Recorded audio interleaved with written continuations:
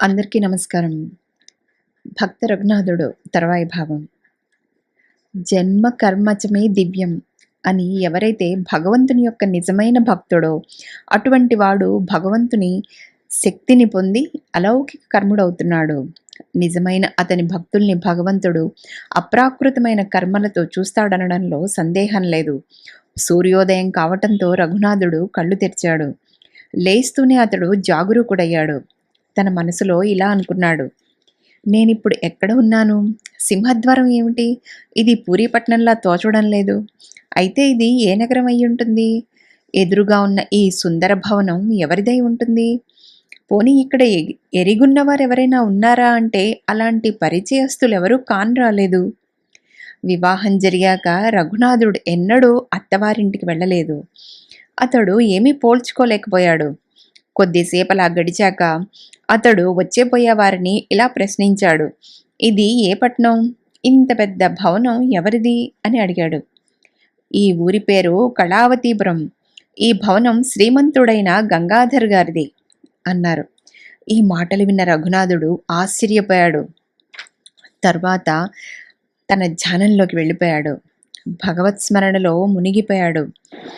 అప్పుడతని కన్నుల నుండి నీటిధారలు బొటపొటా రాలసాగాయి. అతడు మనసులో ఇలా అనుకున్నాడు, ఓ భగవంతుడా, నువ్వు తప్ప ఇలా ఆడించగలవారెవ్వరు? నా మానసిక బాధను తెలుసుకుని అపారమైన దయ చూపావు. నీకు సాధ్యం కానిదేముంది? ఈ బ్రహ్మాండమంతా నీ సంకల్పమాత్రంగా పుడుతూ నాశనమవుతూ ఉంది. అలాంటప్పుడు ఇదెంత మాట? రఘునాథుడు తనువు మనసు మరిచి భగవద్విషయం మాట్లాడుతున్నాడు. అంతలో ఆ భవనం నుండి బావమరుదులు బయటకొచ్చి రఘునాథుడిని చూసి పోల్చుకుని గబగబా లోపలికి వెళ్ళి చెప్పారు. గృహంలోని వారు రఘునాథుని రాకను విని వెంటనే బయటికి వచ్చి చూశారు. చింపిరిగుడ్డ ధరించి ఉన్న ఆ వ్యక్తి మరెవరో కాదు, రఘునాథుడే.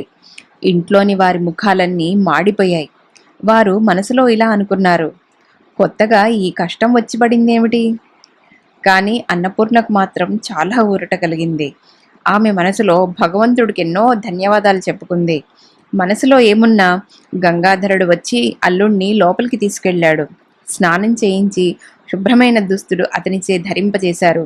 భోజనం సిద్ధపరిచారు. రఘునాథుడు భగవంతుడికి నివేదించి భోజనం చేశాడు. భోజనాలయ్యాక రఘునాథుని విశ్రమించమని చెప్పి ఇంట్లో వారంతా తమ తమ చోట్లకు వెళ్లారు. పతివ్రత అయిన అన్నపూర్ణ భర్తని సమీపించి అతనికి పాదసేవ చేయసాగింది. ఇరువురి హృదయాలు ఆనంద తరంగితాలయ్యాయి. వీరి దాంపత్యాన్ని విఫలం చేయాలని గంగాధరుడు, అతని 7 కుమారులు, భార్య కలిపి నిర్ణయించుకున్నారు. వారిని ఓ మారుమూల గదిలోకి పంపి అక్కడ రఘునాథుణ్ణి చంపాలని గంగాధరుని కుటుంబమంతా నిశ్చయించుకుంది. రఘునాథుని చంపితే అన్నపూర్ణ మాట ఏమిటి? అన్నపూర్ణను గురించి ఏ చింత అవసరం లేదు. రఘునాథుడు చనిపోతే అన్నపూర్ణ అనాథ అవుతుందన్నది లేదు. మంత్రిపుత్రుడితో వివాహమైతే సుఖాలకి అంతు ఉండదు. మూర్ఖుడైన తండ్రికి పవిత్ర హృదయం గల అన్నపూర్ణ సుఖదుఖాలు ఎలా అర్థమవుతాయి? తాము అనుకున్న ప్రకారం పని జరగాలని విషాన్ని సేకరించాడు అన్నపూర్ణ సోదరుడు. ఈ విషాన్ని భోజనంలో కలపాలి. ఇంతలో సాయంకాలం అయింది. వంటకాలు తయారు చేయడం మొదలుపెట్టారు. గంగాధరుడి భార్య అన్ని వంటకాల్లో విషం కలిపింది. తల్లిదండ్రుల, సోదరుల తీరుతెన్నులు చూస్తూ ఉంటే అన్నపూర్ణకి సందేహం కలుగసాగింది. వంటల్లో తల్లికి సహాయం చేయాలని వంటింటికి వెళ్ళింది. దుష్టురాలైన ఆ తల్లి కూతురుతో, అమ్మా, ఈ వేళ కూడా నీకు వంటింటి కూడా ఎందుకు? ఇది నేను చూసుకుంటాను. రాక అల్లుడు ఇన్నాళ్ళకి వచ్చాడు.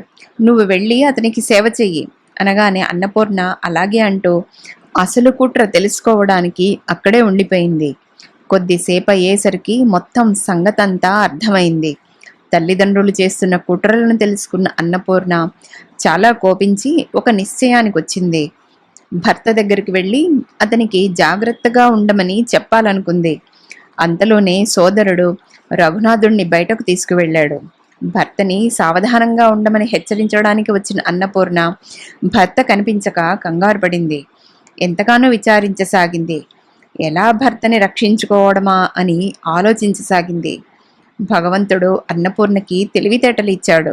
అన్నపూర్ణ అప్పుడొక తాటాకు ముక్క తీసుకుని దాని మీద అన్నంలో విషం కలపబడింది, దాన్ని భుజించకండి అని వ్రాసి దాంతో వంటగదిలోకి వెళ్ళింది.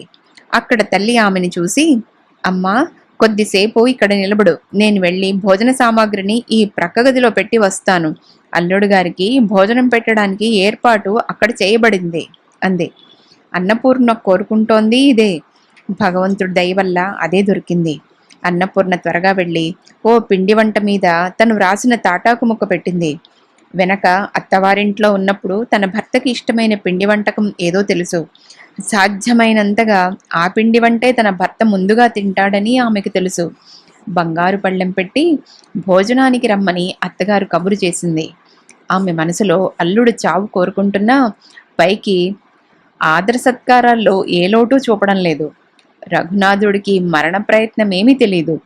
కాళ్ళు చేతులు కడుక్కుని భోజనానికి పిట మీద కూర్చున్నాడు.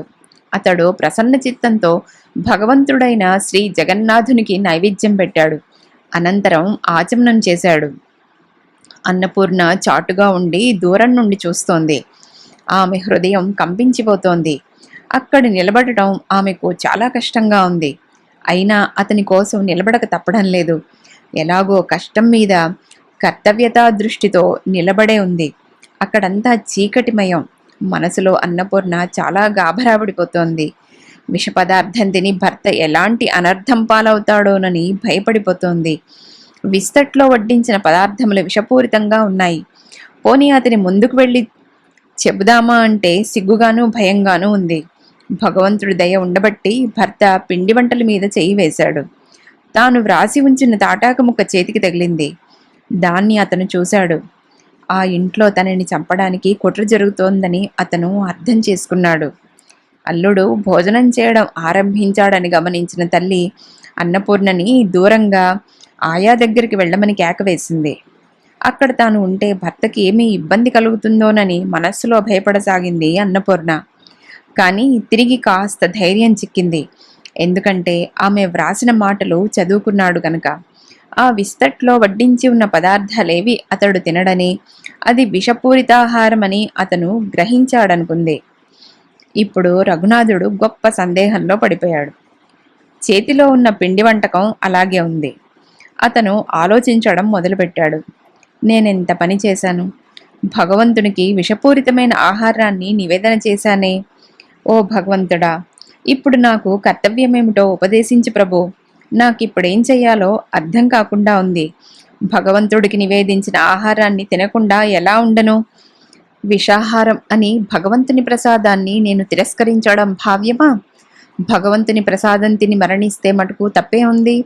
ప్రసాదాన్ని తినక మరణించక బ్రతికి ఉండి ఏం చేస్తాను? ఈవేళ చావు రాసి ఉంటే అలాగే జరుగుతుంది. భగవంతునికి నివేదన చేసిన ప్రసాదాన్ని తిని చచ్చిపోతానని భయంతో ఈ ప్రసాదాన్ని నిరాదరణ చేయలేను. ప్రాణం ఉన్నా సరే పోయినా సరే లెక్కించను. అయినా నా ప్రాణానికేమీ పర్వాలేదు.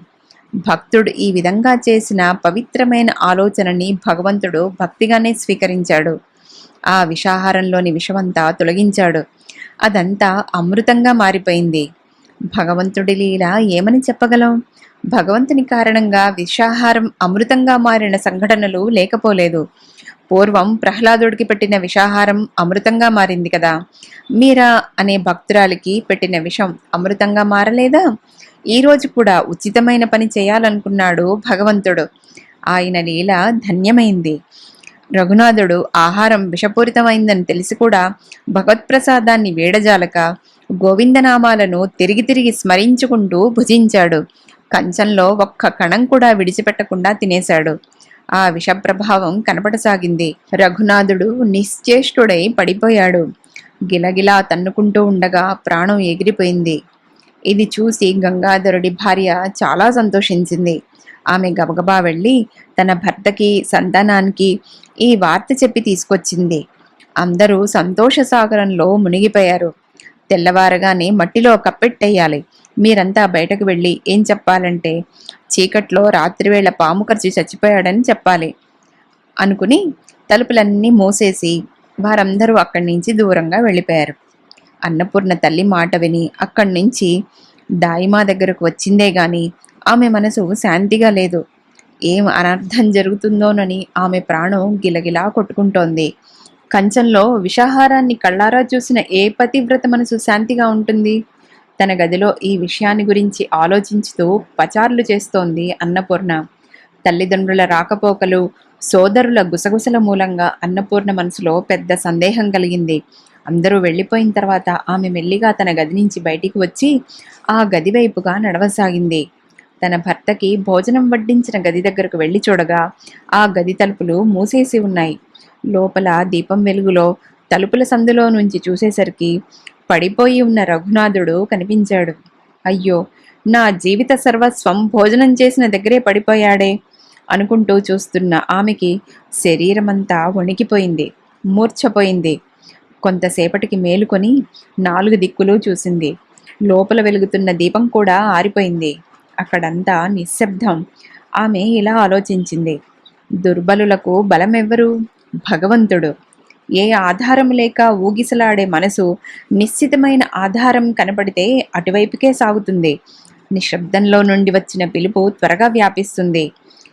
భేరీవాద్యం యొక్క ధ్వని 4 కోసల దూరం వినపడితే వజ్రం యొక్క ధ్వని 48 కోసల దూరంగా వెడుతుంది. కానీ భక్తుని అంతర్గతమైన పిలుపు మొత్తం ప్రపంచమంతా వ్యాపిస్తుంది.